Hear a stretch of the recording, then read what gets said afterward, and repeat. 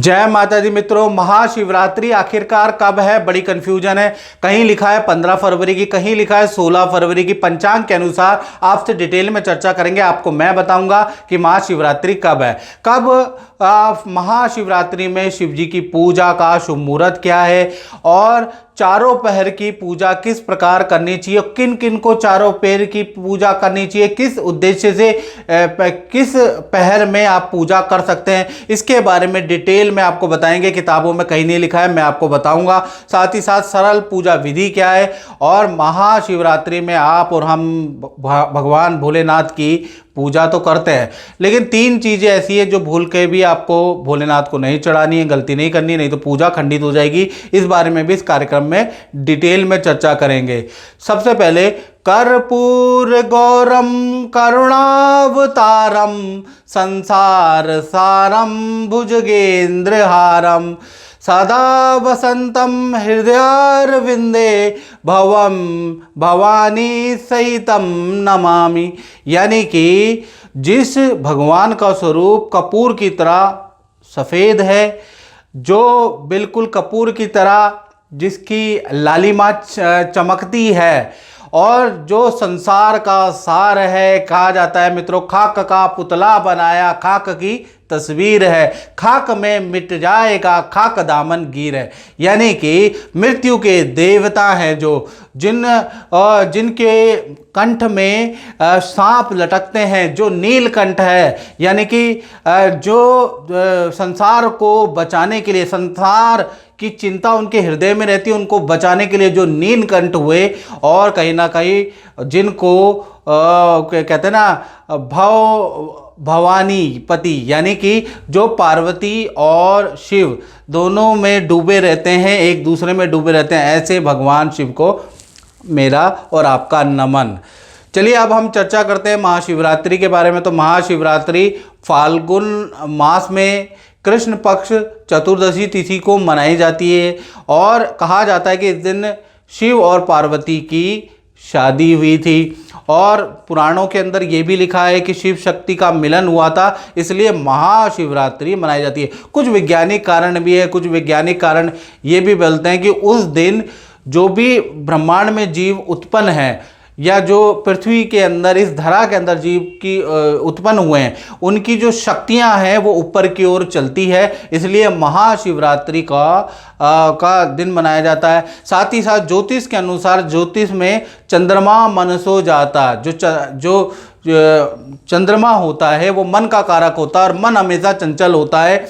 आपने देखा ही होगा कि मन हमेशा चंचल होता है और चंद्रमा को किसने धारण किया है? भगवान भोलेनाथ ने। तो उस दिन भोलेनाथ की पूजा करने से चंद्रमा में नियंत्रण आता है, मन में नियंत्रण आता है, इसलिए भोलेनाथ की पूजा की जाती है, इसलिए इसे महाशिवरात्रि कहा जाता है। साल 2026 में कुछ कन्फ्यूजन है, कुछ पोर्टल में 15 फरवरी को लिखा है, कुछ पोर्टल में 16 फरवरी को लिखा है।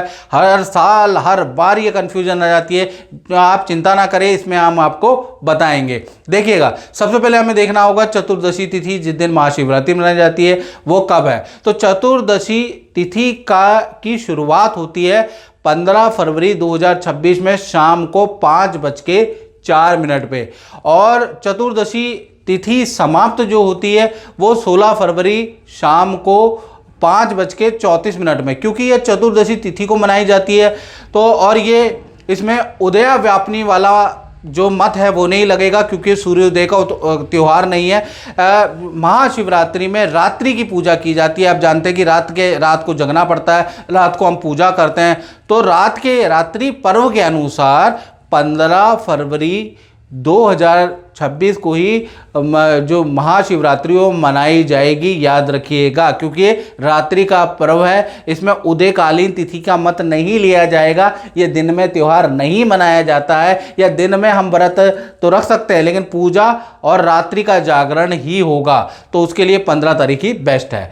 और इसके अंदर हम बात कर लेते हैं निशीथ काल पूजा मुहूर्त के बारे में, जो बड़ी पूजा का मुहूर्त है, जो गृहस्थियों के लिए, खासकर हर आदमी, हर कैटेगरी के लिए अगर आप पूजा करें तो 15 फरवरी को रात के 12:09 से लेकर और 1:01 तक करें। अंग्रेजी तिथि के अनुसार वो 16 तारीख हो जाएगी, वैसे वो 15 की रात्रि है, याद रखिएगा। 51 मिनट का आपको मुहूर्त मिला है। इसमें आपको पूजा अर्चना करनी है, भोलेनाथ का अभिषेक करना है, भोलेनाथ की पूजा करनी है और आपको शांति मिलेगी।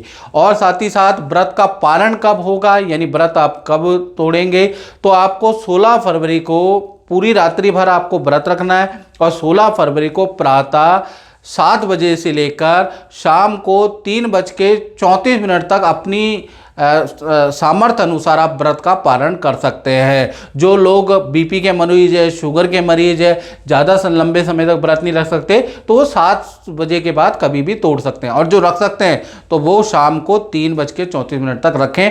और आपकी आभा मंडल, आपकी ओरा चेतना के अंदर बड़ा आपको आनंद महसूस होगा, बड़ा बदलाव नजर आएगा। महाशिवरात्रि में 2 दिन व्रत रखा जाता है, आप रख के देखिएगा। चलिए अब बात कर लेते हैं चारों प्रहर की पूजा। आपने बड़ा सुना होगा कि चारों प्रहर की पूजा होती है, लेकिन ये किस लिए होती है, कौन इसको कर सकता है, इसके बारे में चर्चा कर लेते हैं। प्रथम जो प्रहर शुरू होगा वो होगा 15 फरवरी को शाम को 6:11 से रात के 9:23 तक पहले प्रहर की पूजा करनी है। अगर आपको स्वास्थ्य में वृद्धि चाहिए, स्वास्थ्य संबंधी परेशानी है, धन सेव नहीं हो पा रहा, धन बचत नहीं हो पा रहा, कर्जे में हो, तो पहले प्रहर की पूजा आपके लिए बहुत अच्छी है। अगर आप करेंगे तो अति उत्तम होगा। क्या पूजा करनी है वो मैं अंत में ही बताऊंगा। पूजा एक जैसी है लेकिन प्रहर और मुहूर्त अलग है। इसी प्रकार से द्वितीय अगर देखा जाए तो द्वितीय प्रहर जो शुरू होगा वो 15 फरवरी की रात को 9:23 से शुरू होगा और फिर उसके बाद रात को 12:35 तक दूसरा प्रहर शुरू हो जाएगा। इसमें आपको द्वितीय प्रहर की पूजा करनी है। और जिनको संतान से संबंधित कोई चिंता है, संतान हो नहीं रही है, परिवार से संबंधित प्रॉपर्टी खरीदना चाहते हैं, परिवार में कुछ क्लेश हो रहा है या शिक्षा में कोई दिक्कत है, तो द्वितीय प्रहर की पूजा आप लोगों के लिए सर्वश्रेष्ठ है।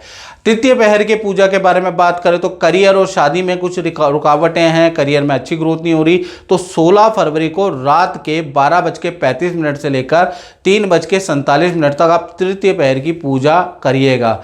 और चौथे प्रहर के बारे में अगर हम बात कर लेते हैं तो चौथे प्रहर की पूजा, जैसे विदेश यात्रा में कोई दिक्कत है, मनचाहा ट्रांसफ़र आपको नहीं हो पा रहा है, व्यापार में बढ़ोतरी आपको नहीं हो पा रही है, कोई चीज़ आपकी बिक नहीं रही है, तो कुल मिला के या व्यापार में बढ़ोतरी हेतु चौथे प्रहर की पूजा करनी है, जो कि आपको 16 फरवरी यानी कि 16 फरवरी की सुबह करनी है 3:47 से लेकर और 6:59 तक यानी 7 बजे तक आपको चौथे प्रहर की पूजा करनी है। चौथे प्रहर की पूजा होती है जो आपको मैंने बता दिया। अब ये प्रहर की पूजा क्यों, देखो मित्रों, आप माने ना माने समय का बहुत बड़ा इम्पोर्टेंट होता है जीवन के अंदर। कोई व्यक्ति गरीब के घर में पैदा होता है, कोई अंबानी के घर में पैदा होता है, एक समय पे पैदा होता है, आपने देखा ही है।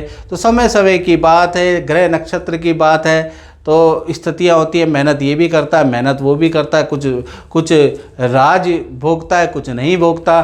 तो ये समय समय की बात है, यानी आपको समय पे महत्व रखना है। आप लोहे को भी अगर बाहर रख देंगे तो वो भी, उसमें भी जंग लग जाएगा, घर में रखो तो सालों साल चलेगा। तो कुल मिला के देखा जाए, समय, मुहूर्त, देश काल, परिस्थिति का बहुत बड़ा रोल होता है जीवन में सफलता के लिए। और ज़्यादा मित्रों आपको जानना अपने बारे में, तो आप मुझे 7210124289 पे आप मुझे कुंडली दिखा सकते हैं, date of birth, time of birth, place of birth. भाई हम पुराने पंडित हैं तो हमारे पास कोई एआई नहीं होता है, ठीक है ना। हम और हमारी टीम पंडित जी हैं, सारे आचार्य हैं, वही आपकी कुंडली देखेंगे, वही आपको मंत्र उच्चार देंगे, वही आपको उपाय देंगे। भाई हम पुराने ज़माने के हैं, हमारे पास एआई वाली फैसिलिटी नहीं है, कॉल सेंटर नहीं है, थोड़ा वेट भी आपको करना पड़ेगा। परंपरागत तरीके से आपकी कुंडली देखी जाएगी, आपको बताया जाएगा। नई चीज़ें नहीं है, 500-300 रुपये तो 100 रुपये में जो एआई बता देता है, तो वो चीज़ें हमारे पास नहीं है, याद रखिएगा। यहाँ परंपरागत ज्योतिष होती है। चलिए अब हम आगे बढ़ जाते हैं कि चौथे पहर की पूजा मैंने आपको बता दी। अब पूजा करनी क्या है, कैसे पूजा करनी है, इसके बारे में हम चर्चा कर लेते हैं। तो पूजा के बारे में हम बात करें तो महाशिवरात्रि जैसा 15 तारीख को शुरू है, तो 15 फरवरी के दिन आपको सुबह उठ जाना है, स्नान आदि का कार्य से निवृत्त हो जाएं। सबसे पहले मंदिर की अच्छी तरह से साफ सफाई कर ले, मंदिर में गंगा जल का छिड़काव कर ले, और सबसे पहले आपको सुबह सुबह आपको क्या करना है, एक लकड़ी की चौकी ले ले, लकड़ी की चौकी पे लाल वस्त्र बिछा ले या गेहुआ वस्त्र बिछा के उसमें आपको शिव परिवार अंकित कर दे। अगर शिव परिवार है तो बहुत अच्छा है, या आपके पास शिवलिंग है घर के अंदर छोटा सा, उसको आपको स्थापित करना है। स्थापित करने के बाद ओम श्री गणेशाय नमः ये मंत्र बोलते हुए, और इसका बड़ा मंत्र होता है ओम गणानाम त्वा गणपति गुंगवा मैं, प्रियणाम त्वा प्रियपति गुंगवा मैं, निधि नाम त्वा निधिपति गुंगवा मैं, बशोमम आहम जानी गर्भदम तुम जाशी गर्भदम। यानी कि गणेश जी का कोई भी मंत्र बोलते हुए ओम श्री गणेशाय नमः, ओम श्री गणेशाय नमः, ओम श्री गणेशाय नमः 11 बार बोल के दीपक और धूप जरूर आपको जलानी है। उसके बाद हाथ में कुछ आपको दक्षिणा रख लीजिएगा, जौ तिल राइट हैंड के अंदर 11 रुपये दक्षिणा रख के, और प्रार्थना कीजिएगा कि मैं परिवार के साथ में या मैं खुद ये महाशिवरात्रि का व्रत करने जा रहा हूँ, इसको स्वीकार करें, इसमें कोई विघ्न बाधा ना हो। ये इस तरह से आप कामना करके आप शिव परिवार पे आप जो स्थापित किया उन पे छोड़ दीजिएगा। उसके बाद आपने दीपक धूप जला दिया, आपने व्रत का संकल्प आपने कर दिया। उसके बाद आपको क्या करना है, उसके बाद आपको जो आपने शिव परिवार रखा उनकी पूजा करनी है। पूजा का मंत्र होता है ओम नमः शिवाय, सबसे सरल मंत्र होता है। तो इसमें आपको ओम नमः शिवाय कह के ही दीपक जला लीजिएगा, उसके बाद धूप जला लीजिएगा, उसके बाद ओम नमः शिवाय कह के शिव परिवार का पंचामृत से स्नान करा लीजिएगा, फूल चढ़ा दीजिएगा। ये आपको चढ़ाने हैं इस पूजा के अंदर। उसके बाद जो मैंने आपको मुहूर्त बताया है रात्रि के समय का, याद रखिएगा, चारों पहर का मुहूर्त बताया है, या आपको निशीत काल मैंने बताया है, उसका मुहूर्त बताया है। उसमें आपको क्या करना है, मंदिर के अंदर ही आपको ओम नमः शिवाय की 3, 5, 7 माला जरूर करनी है, और पूजा में आपको सफ़ेद चंदन जरूर चढ़ाना है, भस्म आप चढ़ा दीजिएगा, बिल्व पत्र आप चढ़ा दीजिएगा, धतूरा पुष्प आपको चढ़ाना है, नैवेद्य घर के अंदर जो भी खीर भोग बना है वो चढ़ा दीजिएगा, आरती जरूर कीजिएगा, शिव जी की आरती कीजिएगा, और अगले दिन व्रत का पालन आपको करना है। तो इस तरह से आप महाशिवरात्रि में भोलेनाथ को प्रसन्न कर सकते हैं, याद रखिएगा। अब महाशिवरात्रि के अंदर कुछ गलतियां हो जाती है जिस वजह से ना हमारी पूजा लगती ही नहीं है। कई बार आपने देखा होगा कि हम पूजा करते हैं, अगले दिन ही कुछ नेगेटिव समाचार या आ जाता है, ऐसा भी देखा है। तो वो कुछ गलतियां होती है, अनजाने अनजाने हमसे गलती हो जाती है, तो वो कोशिश करें ना करें। पहला चीज़, जब भी आप शिव जी की पूजा महाशिवरात्रि पे करें, बड़ा दिन है, तो खंडित बेलपत्र से आपको बचना चाहिए। बेलपत्र फटा हुआ या खंडित कीड़े का खाया हुआ नहीं होना चाहिए, याद रखिएगा। और जो चावल आप चढ़ा रहे हैं तो उस पर आप देख लीजिएगा वो खंडित ना हो, खंडित चावल नहीं चढ़ाने।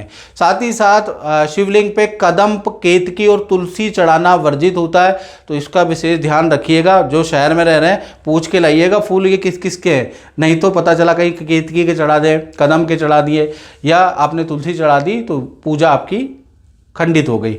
साथ ही साथ शंख से जल नहीं चढ़ाना होता, यानी कि शंख से आपको जल नहीं चढ़ाना है, याद रखिएगा। और साथ ही साथ जब भी आप शिवलिंग की मंदिर में जाते हैं तो शिवलिंग की पूरी परिक्रमा नहीं की जाती, याद रखिएगा।